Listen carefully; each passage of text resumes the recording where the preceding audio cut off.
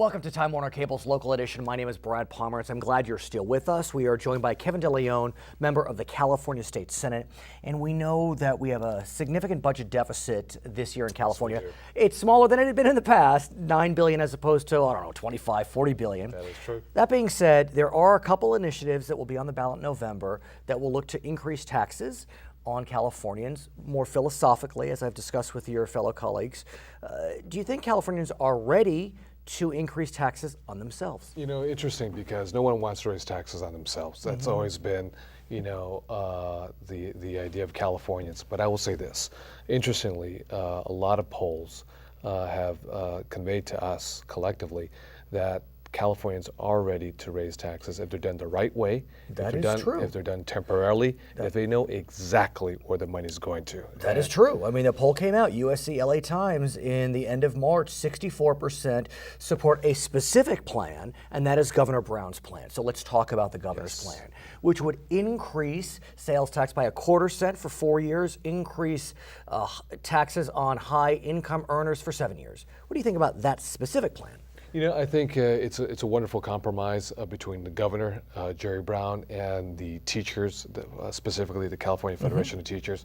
I think it's a good compromise. It's a temporary tax, obviously. It's not permanent tax. It is a tax that's going to go for education, for public safety, two very important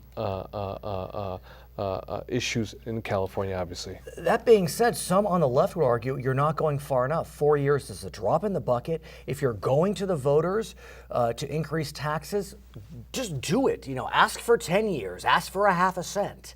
You know, it's not a big difference, potentially, according to this argument, in their mind. Well, on the personal income tax, on the highest earners in California, we're going to 7 years. So we're going from 4 to 7 years. So that was part of the compromise. Sales tax, 1/4 but cent? I will say this: the sales tax, I would say, and this is my own personal opinion, is a little regressive, because in that sense, it affects every single individual, regardless of your economic strata.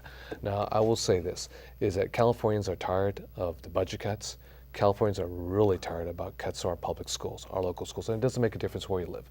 You can live in suburbia, you can live in Santa Monica, you can live in an urban environment right in the heart of downtown Los Angeles. Folks no longer want cuts to our public schools. That being said, when we talk about education, there's a competing initiative. It's being sponsored by someone named Molly Munger, a very wealthy individual. Her initiative would raise taxes on everyone. Yes. Now, some would argue it's regressive. Others would argue that we all share the pain, and it gets more money to education. So what do you think of her proposal? Well, Molly Munger, I know Molly Munger very personally. She's a wonderful woman, and she cares deeply about California's children. On this issue, we respectfully disagree. I believe that those individuals who have been hurt the most by the budget, obviously disproportionately, are folks who would be taxed in this case too. So it's almost a double whammy on these individuals. They already been disproportionately impacted by the budget cuts themselves, draconian cuts.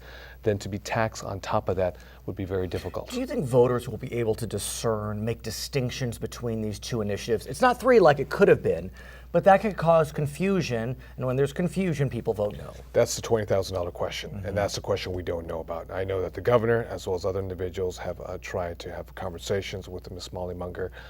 We're hoping that there is an agreement sometime soon.